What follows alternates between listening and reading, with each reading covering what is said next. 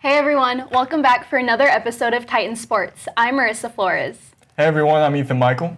Good to see you again. I'm Katie Alves. Hey there, I'm Isaiah Ruiz. And I'm Elmira Darmanian, and we're here to get the ball rolling to provide you with your weekly sports updates. Welcome to Titan Sports.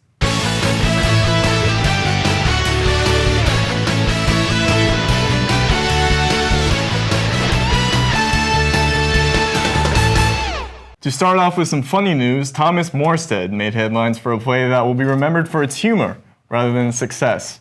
With intent of sending the ball across the field and away from their safety zone, Morstead kicked the ball right into the rear end of his teammate Trent Sherfield.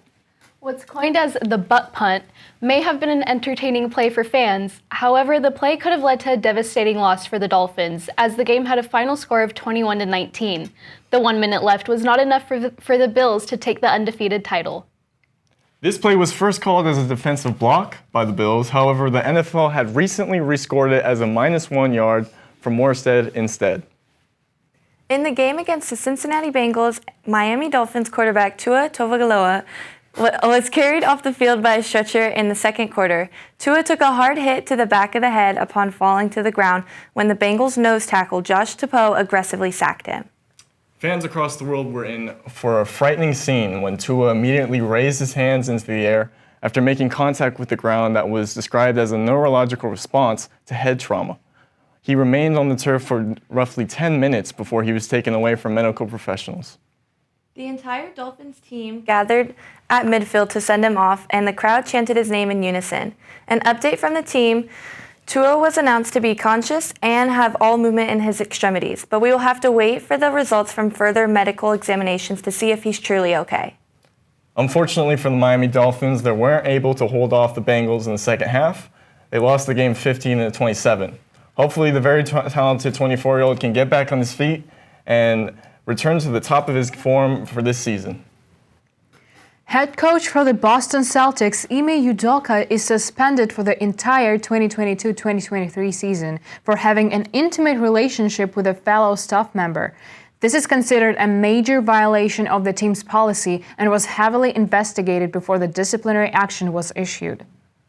With many mixed reactions across the sports world, Udoka responded to the matter by saying, quote, "I want to apologize to the players, fans, the entire Celtics organization, and my family for letting them down. I am sorry for putting the team in this difficult situation, and I accept the team's decision. Out of respect for everyone involved, I will have no further comment," end quote. This comes as a huge surprise after Udoka helped coach the Celtics all the way to the finals this past season. This also makes him the fifth person in the past 25 years to reach the NBA Finals in his first season as a head coach. Assistant coach Joey Matsula will be the interim coach for the 2022-2023 season and will have some big shoes to fill if they want to repeat as Eastern Conference champs. Well, turning now to the MLB and our boys in blue, the 22 Dodgers win the team record for the 107th win against the San Diego Padres. With a gem-starting performance of Julio Urias and the extra innings hit by first baseman Freddie Freeman, they scored the winning run with a 1-0 victory. That game-winning hit marks 200 on the season for Freeman. And with one more win, the Dodgers secure home field advantage throughout the entire playoffs. With 7 games remaining, they can set the record of wins in the National League with a 5-win and 2-loss record to finish out the regular season, making it 112 wins and 50 losses. In other MLB news, New York Yankee Aaron Judge smacked his 61st home run of the season, tying Yankees legend Roger Maris for the most home runs in a single season in American League history. Maris held the record since 1961 when he passed Babe Ruth in the home run list. I think it's safe to say that the records are meant to last a lifetime. The entire league has their eyes glued to Judge every time he steps up to the plate. Although he was in a bit of a slump, he was finally able to get number 61 in a jam-packed stadium against the Toronto Blue Jays. After receiving the ball back, he gifted it to his mom. She watched the magical moment take place from the stands as she saw her son connect at the perfect time to send the ball screaming. The energy in the stadium was crazy. Cracker Jack boxes flooded the steps, fans were spilling their beers and hot dogs, and we were all witnessing history. Once Judge hits number 62, he will officially become the GOAT of home run hitting in the American League.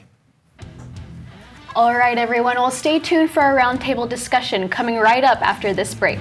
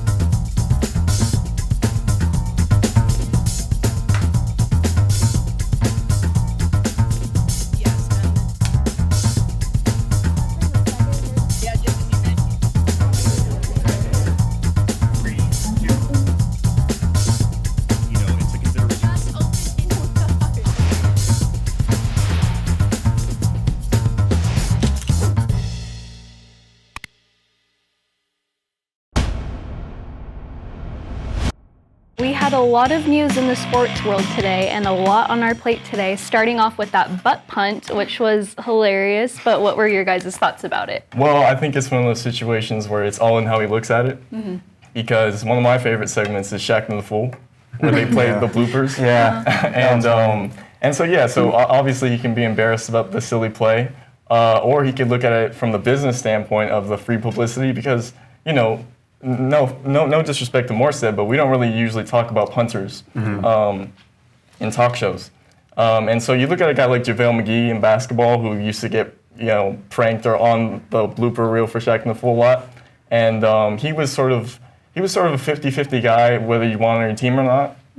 But I think that everybody talking about him kept him playing, and then when he got to the Warriors, he became a championship player, and now he's bringing that championship culture to every team he's on. So Morstead, he can just put this play behind us, and we can look at him we'll remember him, but he can show us that we can look at him from different places. Yeah, well, the Dolphins had that little humorous moment this week, but they also had a little bit of a scary moment we talked about as well with Tua and that injury. I mean, we all saw his hands in the air. We all knew something wasn't right. Scary. What was going through your guys' heads? I was thinking I wanted to hear both sides of it, what the coaches were saying and what Tua himself was saying, because it's hard for a player to not want to go out there, but I think there's a point where he needs to think about his health and think about his future, because he might not even be able to just do normal functions, like not even playing football anymore. He just can't do anything. So I think he needs to focus on that for the rest of the season rather than keep trying to play. I think he should focus on the health first and then try and get back after that. And it's also interesting, when does the coach put his word in? Because obviously it's their adults and it's their responsibility to say, I am going to play or not going to play, depending on how do they feel. But at the same time, can medical stuff and coaches kind of influence their decision about that? I hope that it all goes well for him, though. I agree. I agree with everything you guys are saying, and you know, being a former player myself in that sport, I'm fortunate. I'm glad I didn't have to deal with any of that, and that's never really happened to me. But I will say it's as a fan, as a former player, as somebody who just watches the games and everything, it does bother me, because it's like you see that the way he fell and hit his head on the ground on Sunday, and they reported that as back tightness, or that I think that was BS. That's not back tightness. That was clearly like he had a concussion. I don't know how he got cleared so fast, but he clearly had a concussion, and he was wobbling and fell to the ground. And when I saw what happened last night, that was just a very scary thing to see with how stiff he got in his body and everything, and how neurologically that all happened. So it's very frustrating to see, because as a Dolphins organization, if you really do care about your players like you say you do, you need to step in and be like, you know what, sorry. Especially on a quick 4-day turnaround. To me, that doesn't make any sense. I don't think he should have been playing at all in that game. Exactly. So if I hope he sits out as long as he needs to, and I get it, as a player, you don't want to. Not only do you not want to be there for your team, but you don't want to potentially give up your job, especially in professional sports. But his safety does come first. It could have been career ending. Yeah. Well, you have to feel for him, because he had a really good time in college before he got hurt, and then he got hurt, and then when he went to the Dolphins, the question was if he could really play. But the thing is, he didn't really have the team behind him, and so this year is the first time when he really had the weapons. So of course he wanted to play. It's a tough situation. Prayers out to him and his family. It is. It's a big injury, and we all hope he's okay. We don't really know what's going to happen with that. But we also had a really big week in baseball. Our Dodgers, the boys in blue, the 107th win. We talked about Urias. He was on fire with pitching. What do you think about that closing situation?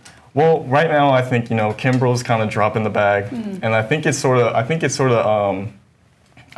right now. I think right now it's all about matchups. That's what baseball is these days. It's about matchups. So, Vesia is a very good left-handed pitcher.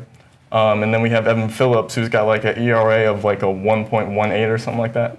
So, I think, and we got Gradwell coming back. Yeah. Who's got that cannon. Yeah. So I think the closer position, it's not, when you have to ask, then it's really not, you really shouldn't know yet. Like Kenley Jansen, we knew he was the closer. So until somebody steps up and shows us they're the closer, I think it's just a closer by committee at this point. I think me and you can make a bet for that. I think I got Gradwell. It sounds like you have Phillips. So we'll have to see. We'll have to see what happens with that and how that goes about. We also had a big history-making play, Judge and his home runs. Just really quick thoughts. What do you guys think about that? I mean, that's history in the making. Babe Ruth records. He beat his fellow Yankee. Oh yeah, I want to say real quick. I know a lot of people have a lot of things to say when it comes to home runs in baseball, and there's a certain player they always like to throw out. I think the two purest home run hitters who set the record, in my opinion, will forever be Aaron Judge, which I think is super impressive in today's baseball. Yeah. And Ken Griffey Jr. Anybody else? I think we all know who I'm talking about here. Those who are watching, that doesn't count. I'm sorry, but no. I think Aaron Judge is awesome to see. He's an awesome player to watch.